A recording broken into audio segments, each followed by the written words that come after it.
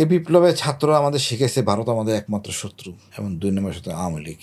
এই জিনিসটা আমাদের জনজীবন সমগ্র জাতিকে একেবারে মুখস্থ করানো থাকবে। যেভাবে বলছে না স্বাধীনতা ঘোষক শেখ মুজিবুর রহমান, সেভাবে ভারত আমাদের একমাত্র শত্রু। আর তার মানদণ্ড হলো কি, তার কাটায় ঝুলন্ত ফেলানির লাশ।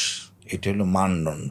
ভারত কিরকম শত্রু? এরকম শত্রু যে একটা অসহায় নারীকে গুলি করে মারে, তার কাটা ঝুলে আছে। এটা হলো ভারত।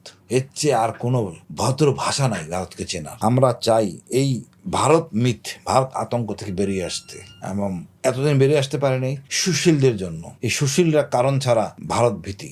71 তাই হয়েছে। বুদ্ধিজীবী দিবস 14ই ডিসেম্বর পর্যন্ত বুদ্ধিজীবীরা কার কাছে বুদ্ধি বিক্রি করছে ঢাকা শহরে? আপনি বলেন তো, ইতিহাসটা কিরকম ভাবে পেঁচেছে? কিন্তু বুদ্ধি কার কাছে বেচছে? কি বুঝতে, ভারতের কাছে বা পাকিস্তানের কাছে বিক্রি করছে। তো হোক না, তাই আমি তারা কোনো মৃতদেহকে অসম্মান করি না, বা সত্য প্রকাশিত হোক।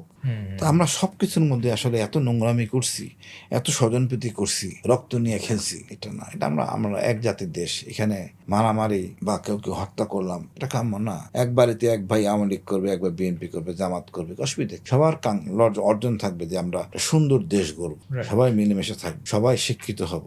ওই কৃষক খালি ধান চাষ করবে, ভালো বাসায় থাকবে না, এসি রুমে থাকবে না, বা ফ্যান ছাড়া রুমে থাকবে না, এটা কেমন না।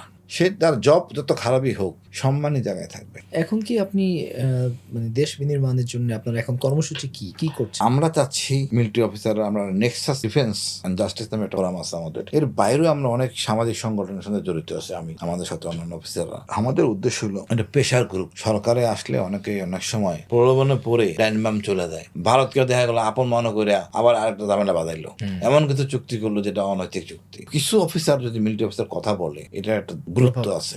এই তো ভালো কথা বলছে। এই অবস্থানটা ক্রিয়েট করতেছে আল্লাহর রহমতে, ক্রিয়েট হয়েছে। আমি ওই জায়গায় আল্লাহর রহমতে আমাকে পৌঁছেছেন যে আমি এটা কথা বললে একটা গুরুত্ব আছে, না কি কারণে কথাটা বললো একটু অনুধাবন করবে। আমি তো নিজের পয়সায় খাই, ভারতের পয়সায় তো আমি খাই না, দানে অনুদানে চলি না। ভারতের কথা শুনবো কেন? আমার যে শক্তি আছে, শ্রম আছে, তা দিয়ে তো আমি চরম শিখরে চলে যেতে পারি। আমার তো এক জাতির দেশ, জাতিভেদ নাই।